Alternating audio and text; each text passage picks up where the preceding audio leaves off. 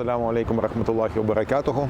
Хвала Аллаху Господу світів, мир і благословення пророку Мухаммаду, його сім'ї, його сподвижникам і всім, хто послідував за ними з чистим серцем аж до судного дня. Сьогодні тут, біля приміщення Головного офісу Міграційної служби України, зібралися представники різних джамаатів, різних груп. Об'єднані вони однією метою – домогтися справедливости у ставленні до шукачів притулку. На сегодняшний день у нас такая ситуация, что миграционная служба фактически превратилась в службу отказа в предоставлении статуса беженцев.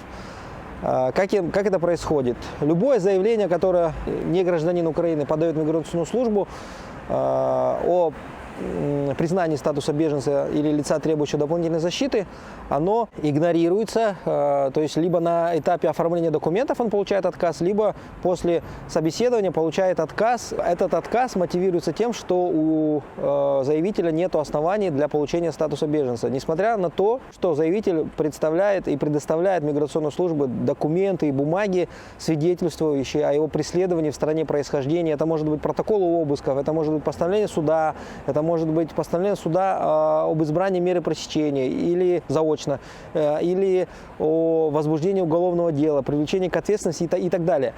Все это миграционная служба не рассматривает как основание для дачи статуса. Головна проблема в тому, що ДМСУ не виконує свої зобов'язання, які передбачені українським законодавством.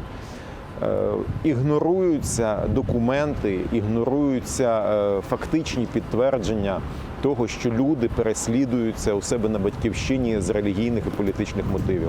І людям безпідставно в порушення законодавства відмовляють у притулку. Доходить до смішного, Україна, держава, яка декларує європейські принципи міграційної політики, відмовляє 85% людей, які звертаються за притулком. А коли ті, хто отримав відмову, їдуть до європейських країн, вони, як правило, отримують позитивне рішення.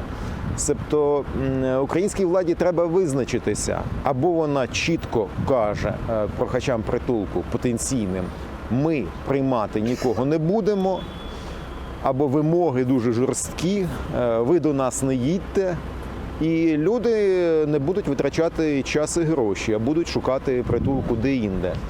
Або ж, якщо держава Україна взяла на себе зобов'язання діяти у відповідності з європейськими принципами міграційної політики, то треба цих принципів дотримуватися. Тут не треба дурити ні себе, ні людей. Оце, власне, головна вимога тих, хто тут зібралися.